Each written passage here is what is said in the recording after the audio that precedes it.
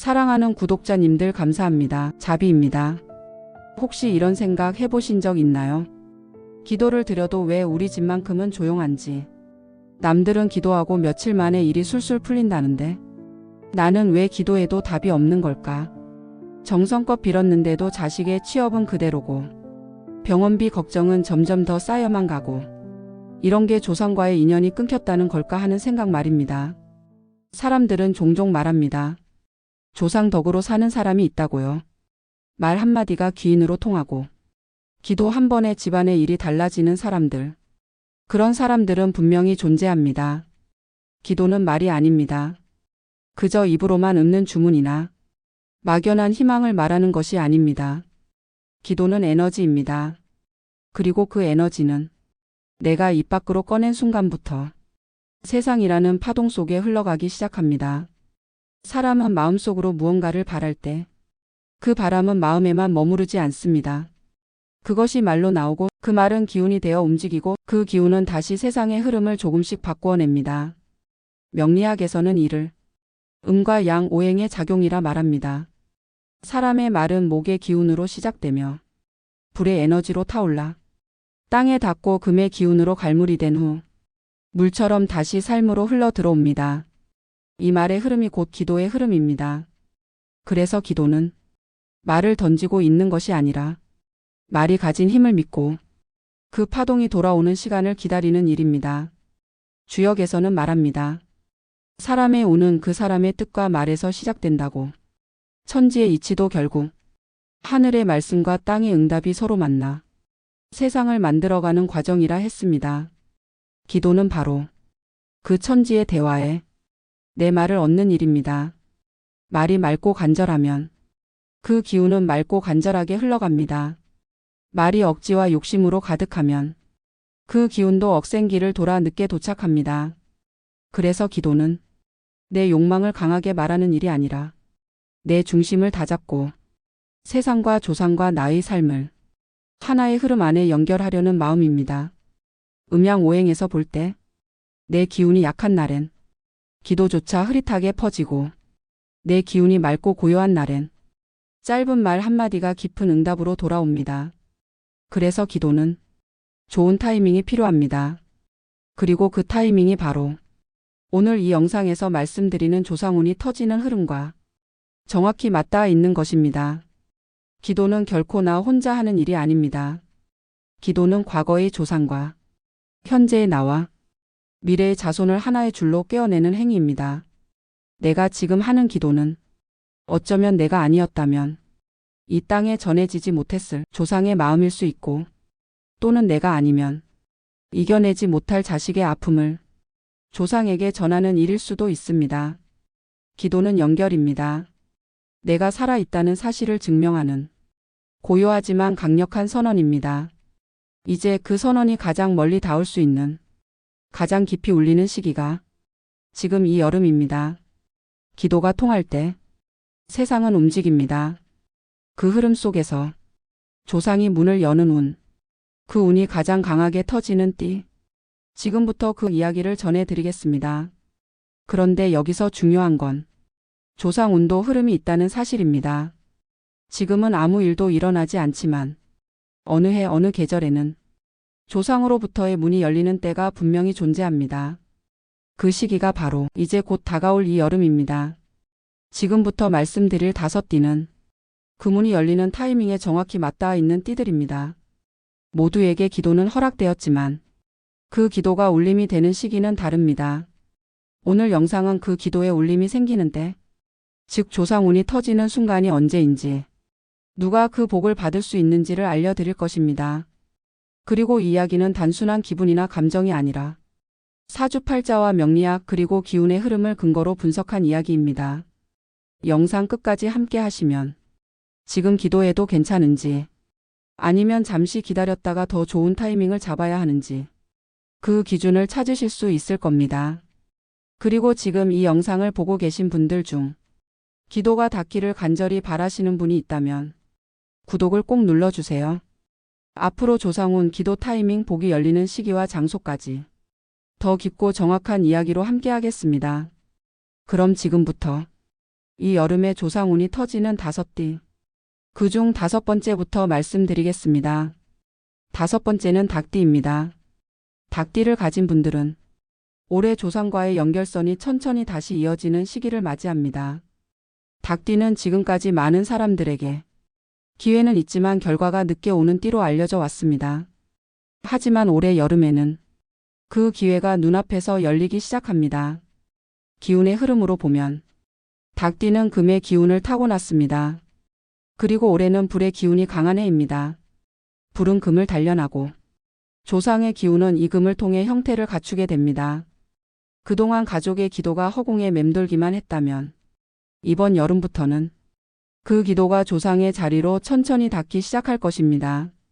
특히 부모와의 인연이 약했거나 부모에게 받지 못한 정서적 결핍이 있었던 분들이라면 그 끊어졌던 정서의 뿌리를 다시 이어가는 시기가 될 수 있습니다. 기도는 언제 드리는 것이 좋을까요? 닭띠에게 추천드리는 시기는 음력으로 5월 중순부터 6월 초까지.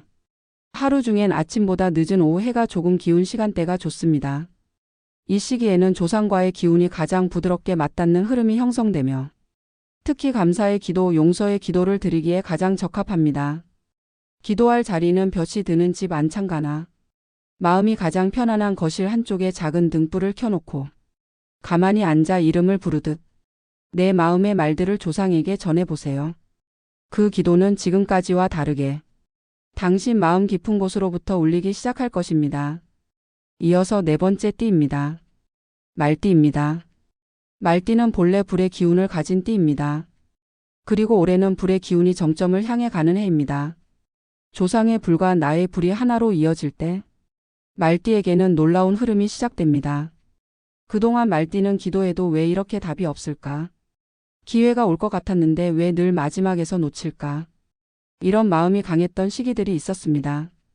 하지만 이번 여름은 다릅니다. 기도를 하면 반드시 반응이 돌아오는 흐름이 만들어집니다. 말띠의 조상운은 자손과의 관계를 회복시키는 흐름을 가집니다. 잊고 살았던 자녀와 다시 대화가 트이거나 가족의 응어리졌던 감정이 자연스럽게 풀리기도 합니다. 이 기운은 특히 남성 계보에서 강하게 작용하는 흐름이기 때문에 아버지의 자리, 장남의 자리, 외롭던 가장의 기운을 지닌 분들에게 회복의 문이 열릴 수 있습니다.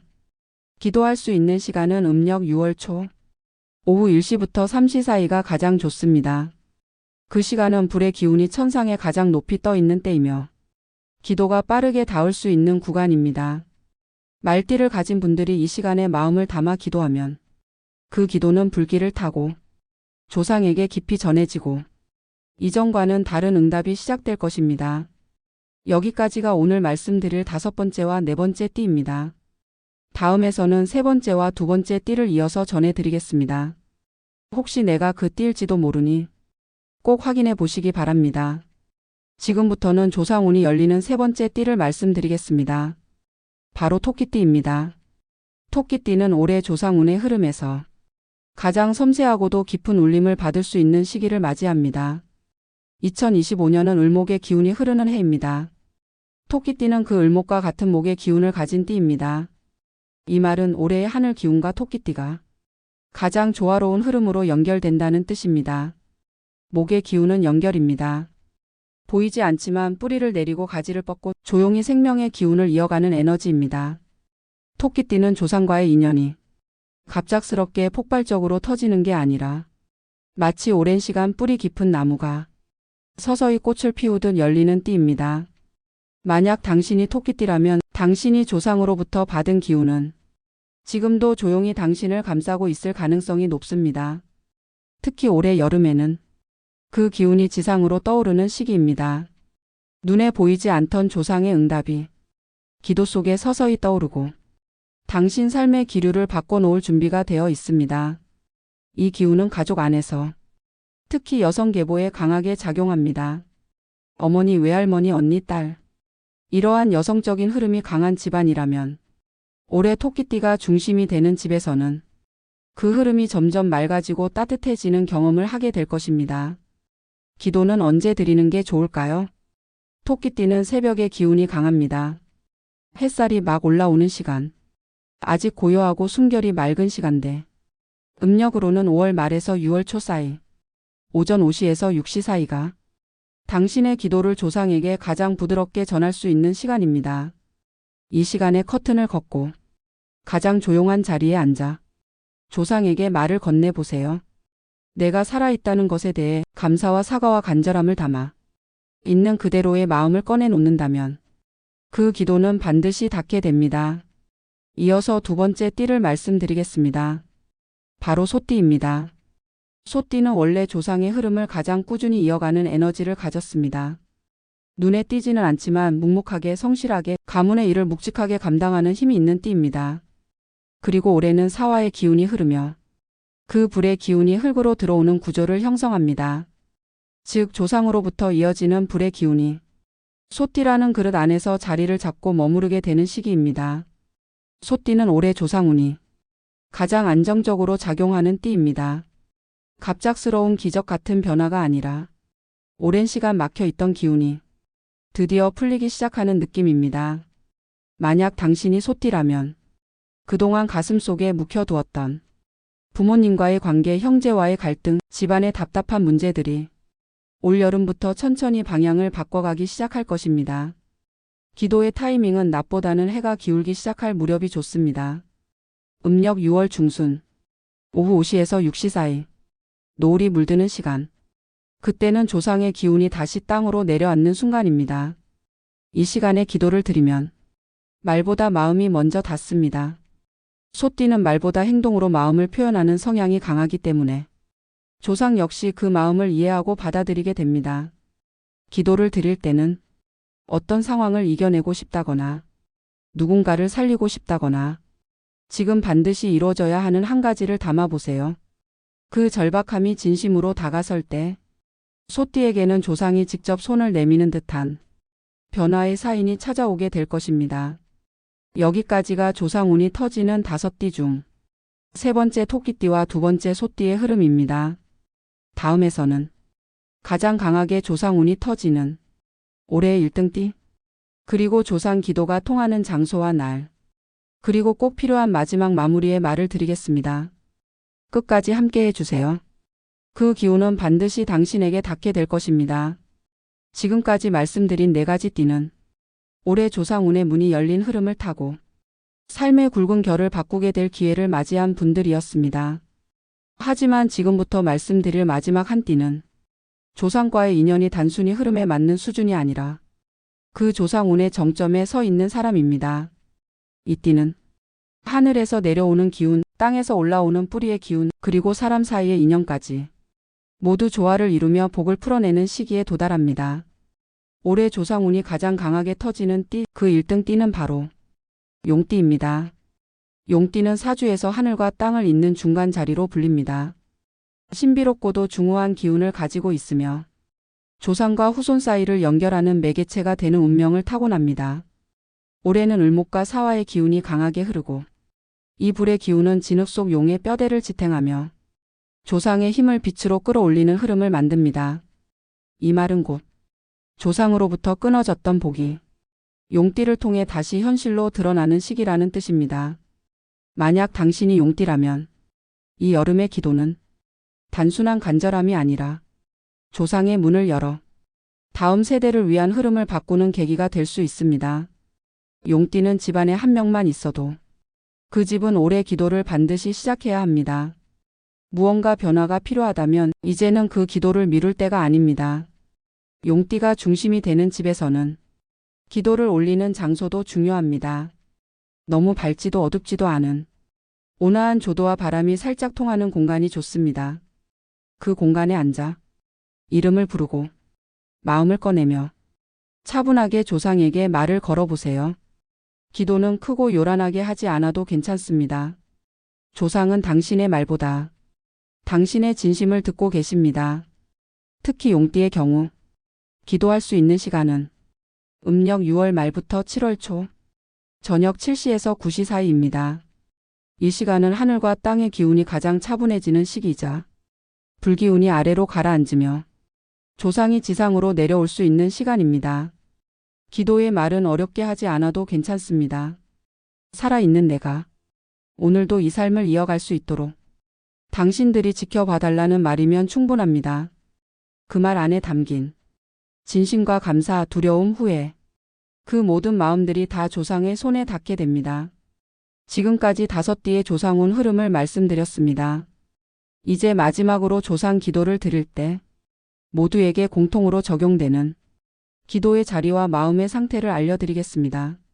먼저 기도는 반드시 마음이 안정된 시간에 드려야 합니다. 억지로 조급하게 빌기보다 하루 중 조용하고 명확한 시간, 햇살이 누그러질 때 또는 바람이 천천히 머무는 시간에 천천히 기도를 시작하세요.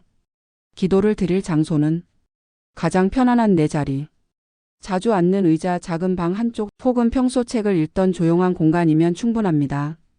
기도를 드리기 전에 마음을 잠시 내려놓고 내가 무엇을 구하고 싶은지, 그 구함이 누구를 위한 것인지, 내가 정말로 그것을 간절히 바라고 있는지를 조용히 들여다보세요.